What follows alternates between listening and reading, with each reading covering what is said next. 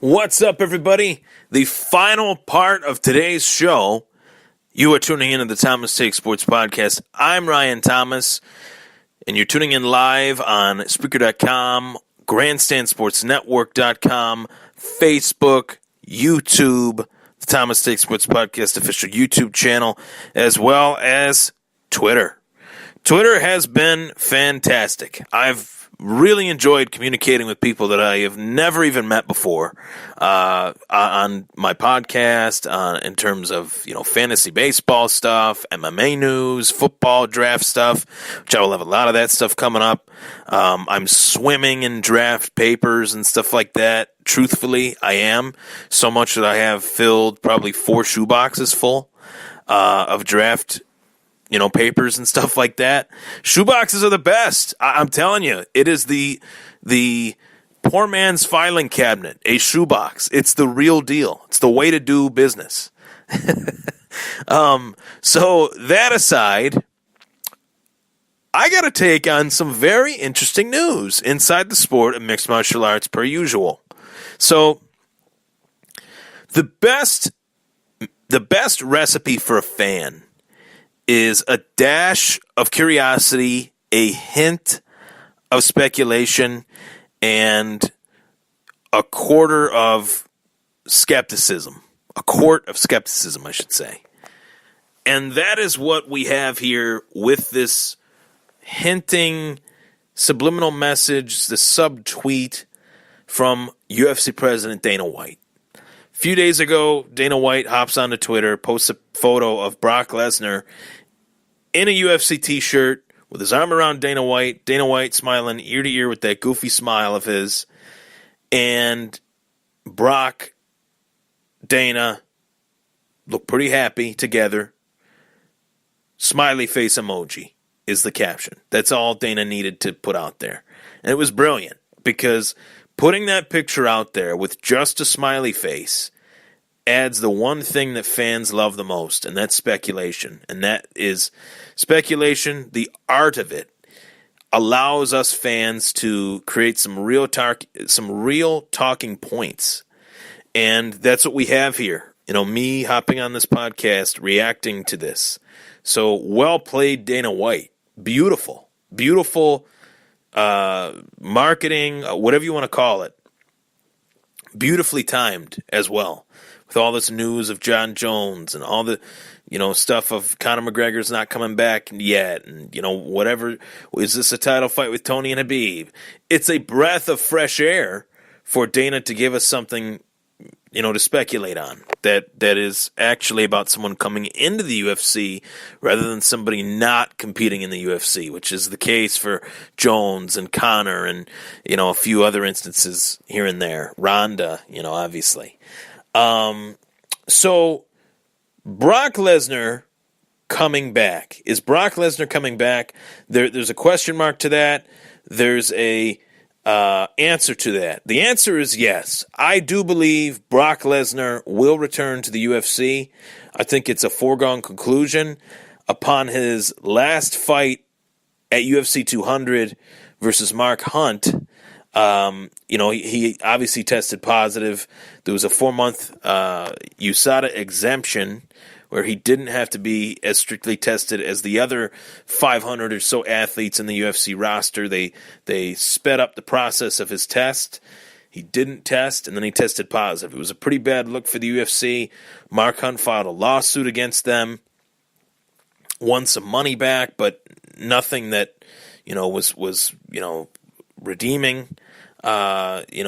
In terms of justice, for the fact that he fought a man juiced to the gills, lost, and the fight was, I believe it was switched to a no contest. I'm pretty sure on that. That was the big deal too, for Mark Hunt. He didn't want that fight as a loss on his record, and who would? If you were, fighting legally and your opponent's not, why would you want that loss on your record? Excuse me. So, is Brock coming back, though? Yes, 100%. Will he be tested strictly by USADA? Yes. Will he understand what he can take and what he can't take? For the love of God, I hope so. Because John Jones clearly does not. John Jones said himself, and I touched on this point in part one of the show, John Jones said himself that he didn't go to any of the USADA tutorials, which are mandatory. Mandatory. The UFC fighters had to go to these. They were mandatory. They allowed the fighters to be educated on what they can take and what they can't take. Not only did John Jones never attend one quote-unquote tutorial, is what they called it, he had his management sign the contract saying that he did. His management forged his signature. If Brock does anything like that, my head might explode. Just like Brock's looks like it's about to. So, I mean, in all seriousness, though, am I excited about this news? Kind of. We've been here before. Here we go again, which was said in the Tropic Thunder Scorcher Ben Stiller mockumentary, mock theater, whatever trailer. Here we go again. Brock Lesnar coming back to the UFC. Am I shocked? No. Why am I not shocked? He's probably the biggest draw in modern day pay-per-view history.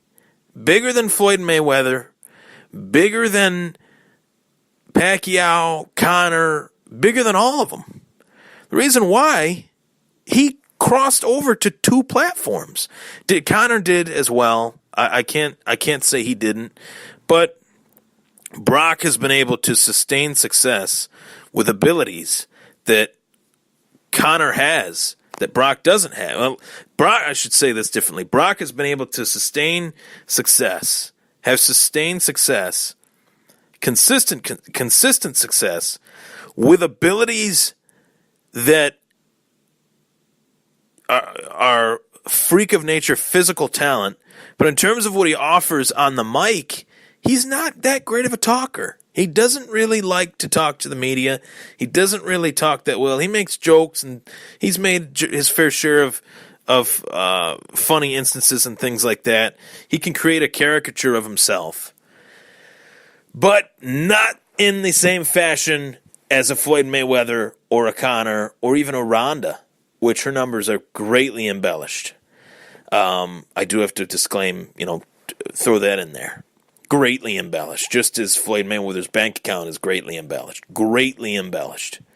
So, one of the greatest pay-per-views stars of all time. Can we say that? Maybe not the greatest ever. I would put him in the greatest ever pay-per-view discussion due to the fact that he's headlined WrestleManias. He's headlined landmark UFC events. Nobody's done that. Nobody's done what Brock Lesnar has done in the WWE, whether it's fixed or not. You still have to, work towards that.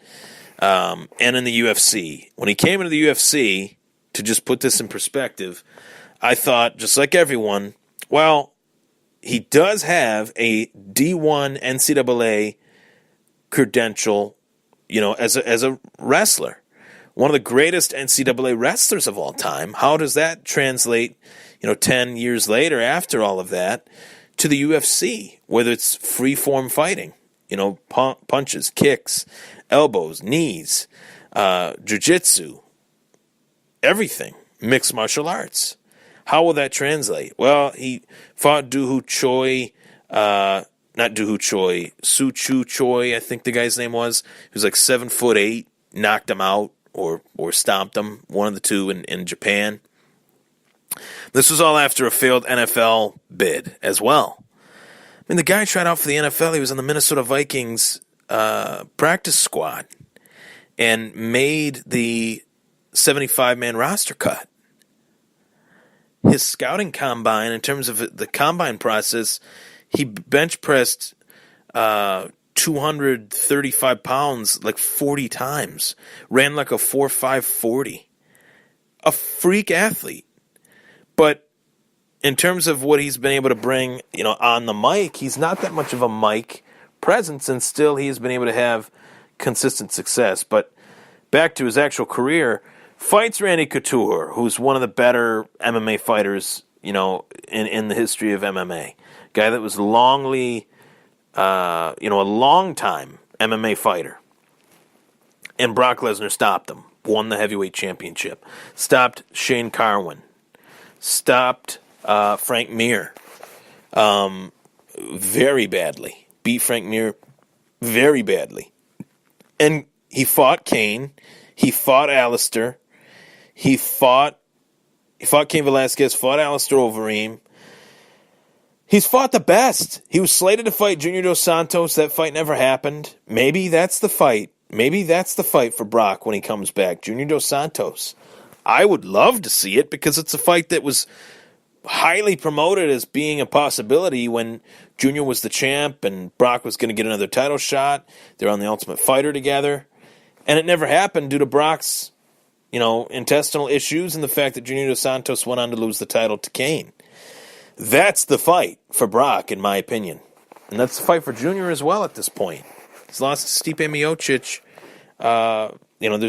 There's been no rumblings as far as where he's going. The next step in his career. But am I shocked? No. The UFC is lacking true star power. Outside of Conor McGregor, John Jones is nowhere to be found.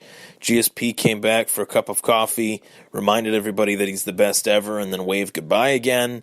And then you have, the situation with Jones. I mentioned that, obviously. Stipe, DC, that's a big fight. Very big fight.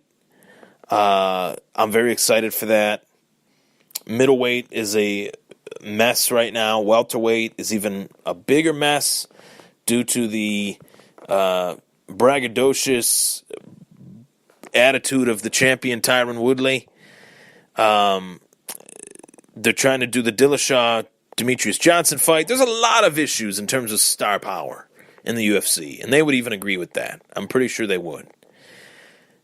But Brock Lesnar would definitely help that narrative. Definitely help that, Brock was happy when he came back. I think had he not tested positive, I think he would have come back again, back to back, in a 3-month span or 6-month span to the UFC. Maybe not, retired or doing what he did. He felt like he wanted to be a part of that 200th UFC. But he comes back, puts up a dominant performance, and then he tests positive. So he had to go away for a while. If that didn't happen, I think he would have fought again in the UFC, and we might have seen a trilogy fight with him and Frank Mir, but then Mir got pinched as well. So tough sledding in that category as far as what could have been next, what could have happened, but there are still fights out there for Brock. I'd love to see him fight Fabricio Verdum. That would be a fun fight. Junior Dos Santos would be a fun fight. What would be another one? Ngannou would be a fun fight. Oh, my God. I didn't even think of that till just now. Derek Lewis would be a fun fight. I mean, let's make it happen. Brock Lesnar. Here we go again. I'm Ryan Thomas. That was the Thomas Take. Thanks for tuning in today, everybody. Take care.